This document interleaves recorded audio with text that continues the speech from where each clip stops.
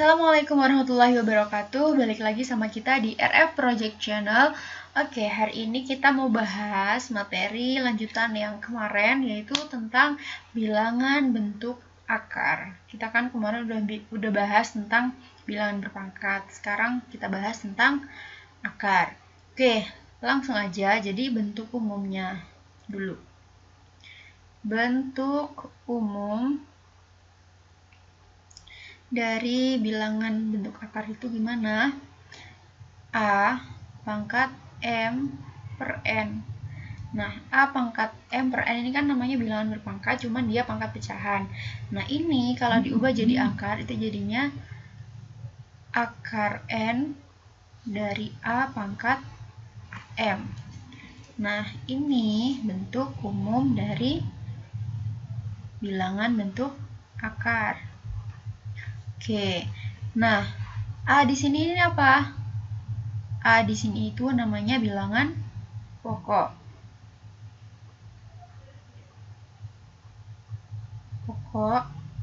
Kemudian M-nya di sini ini namanya pangkat.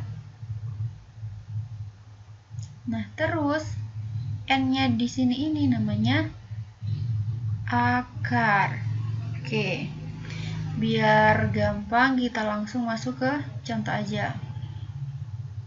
Contoh, misalkan di sini kita punya 2 pangkat setengah. Nah, kalau diubah jadi bentuk akar gimana? Ya gampang, kita lihat dulu. Akar berapa? Nah, ingat ya, yang jadi akar ini yang bawah 2-nya, terus yang atas ini jadi pangkat. Nah, 2 ini bilangan pokoknya. Berarti kita kan udah tahu, karena ini di sini 2, berarti akar 2. Ingat ya, kalau akar 2 nggak usah ditulis di sini 2, karena akar gini aja itu udah menunjukkan kalau dia itu akar 2. Setelah itu akar 2 dari berapa? Lihat, bilangan pokoknya berapa? 2. 2 pangkat berapa? Nah, pangkat berapa ini? 1 kan, berarti pangkat 1. Kalau pangkat 1 nggak usah ditulis. Oke, misalkan contoh lagi, misalkan 3 pangkat 2 per 3. Nah, kalau diubah jadi akar gimana? Nah, ingat tadi, akar itu yang bawah. Berarti akar berapa ini? Akar 3. Akar 3 dari berapa? Nah, bilangan pokoknya berapa? 3.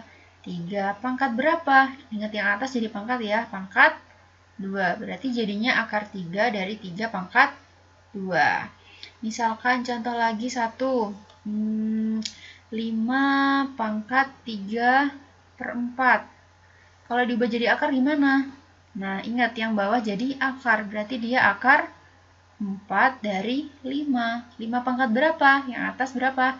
3, berarti 5 pangkat 3. Gampang ya? Oke, lanjut. Nah, setelah itu kita lanjut ke operasi bilangan bentuk akar.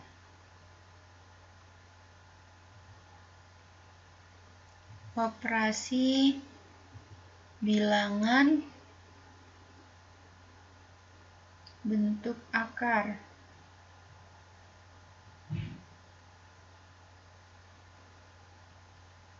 Oke, operasi yang pertama. Misalkan di sini ada akar A dikali dengan akar B.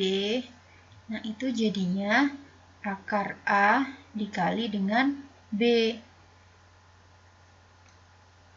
Contoh atau example gitu aja ya.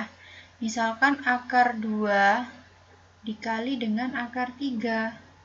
Berarti itu jadinya akar dari 2 dikali 3. Berarti sama dengan akar 6. Oke, lanjut. Sekarang sifat yang kedua. Atau operasi yang kedua. Kalau di sini ada akar A per akar B, nah ini jadinya sama dengan akar dari A per B. Contoh, misalkan di sini ada akar 8 dibagi dengan akar 2. Berarti ini sama dengan akar dari 8 dibagi 2, sama dengan akar 4. Akar 4 berapa? 2. Oke, gampang ya? Gampang. Oke, lanjut. Operasi yang ketiga. Kalau misalkan di sini ada B dikali akar N dari A ditambah dengan C dikali dengan akar N dari A, ini sama dengan B plus C dikali dengan akar N dari A. Ini dengan syarat dia akarnya harus sama. Jadi akarnya harus sama ya. Contohnya, misalkan di sini ada 2 akar 2 ditambah 3 akar 2. Nah, dia kan sama-sama akar 2 dari 2, ya kan? Nah, ini berarti bisa pakai sifat yang ini. Berarti sama dengan 2 ditambah 3 dikalikan dengan akar 2. 2 tambah 3 berapa? 5 akar 2. Kalau nggak sama gimana? Kalau nggak sama ya berarti nggak bisa. Contohnya gini, misalkan ada 2 akar 3 ditambah 2 akar 2. Nah, dia kan akarnya nggak sama ya. Yang satu akar 2 dari 3, yang satu akar 2 dari 2. Berarti dia nggak bisa pakai sifat yang ini nggak bisa gitu ya. Jadi, kalau ini sifat yang 3 ini bisa dipakai dengan syarat akar-akarnya itu harus sama. Oke. Sekarang lanjut lagi operasi yang keempat. Sebenarnya yang operasi yang keempat ini sama kayak yang nomor 3, cuman yang keempat ini untuk pengurangan. Jadi kalau ada B dikali akar N dari A dikurangi dengan C dikali akar N dari A. Nah, ini jadinya sama dengan B dikurangi C dikali akar N dari A. Ini sama. Syaratnya bisa pakai sifat ini, akarnya juga harus sama. Gitu ya. Kalau nggak sama nggak bisa, kayak yang tadi. Contoh. Misalkan di sini ada 4 akar 2 dikurangi 2 akar 2. Ini kan sama akarnya ya. Akar 2 dari 2. Berarti ini bisa pakai sifat ini. Jadinya gimana? Jadinya 4 dikurangi 2 dikali dengan akar 2. 4 dikurangi 2, 2. Berarti jadinya 2 akar 2. Kalau akarnya nggak sama gimana? Ya berarti nggak bisa pakai sifat ini. Sama halnya kayak yang penjumlahan tadi ya. Oke, lanjut. Sekarang sifat yang kelima. Nah, sifat yang kelima ini, misalkan ada P akar A dikali dengan Q akar B. Nah, ini jadinya sama dengan PQ atau P kali Q dikalikan dengan akar A dikali B. Itu ya. Contoh, misalkan ada 2 akar 3 dikali dengan 3 akar 2. Berarti jadinya gimana? Ya kayak ini, berarti 2 dikali 3 dikali akar 3 kali 2. Berarti sama dengan 6 akar 6. Contoh lagi misalkan 4 akar 3 dikali dengan 2 akar 4. Berarti gimana? Ya gampang, tinggal 4 kali 2 dikalikan dengan akar 3 kali 4. Sama dengan 8 akar 12. Jadi ini dikalikan dengan ini yang nggak punya yang bukan akarnya, terus ini dikalikan dengan ini gitu ya. Ini sifat yang kelima. Lanjut. Sekarang operasi yang keenam atau sifat yang keenam, kalau ada P akar A per P akar B. Nah, ini jadinya maksud saya kalau ada P akar A terus dibagi dengan Q akar B, ini jadinya sama dengan P per Q dikalikan dengan akar A per B. Tuh. Sifat yang nomor 6 atau operasi yang ke-6.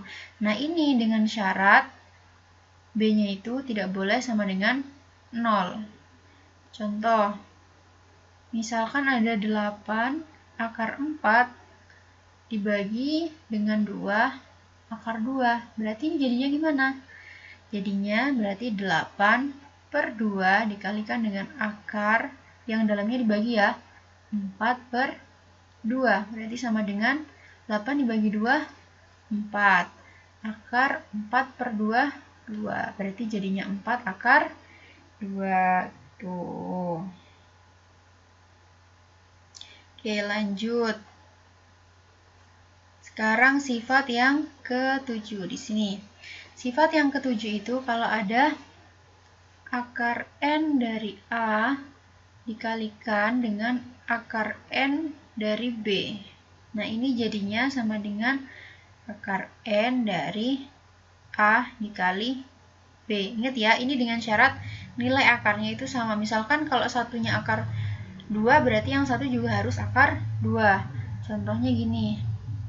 Misalkan di sini akar 2 dikali akar 3. Nah, ini kan sama. Dia akar 2, ini juga akar 2. Berarti bisa pakai sifat ini. Jadinya akar 2 dari 2 dikali 3 sama dengan akar 6. Kalau beda gimana? Misalkan di sini akar 2 dari 2 dikali dengan akar 3 dari 9. Nah, ini gimana? Bisa nggak pakai sifat ini? Nggak bisa. Kenapa? Soalnya di sini tadi kan akar 2. Nah, ini akar 3. Nggak bisa pakai sifat ini. Berarti cukup sampai di sini aja. Itu ya. Oke, lanjut. Sekarang sifat atau operasi yang ke-8.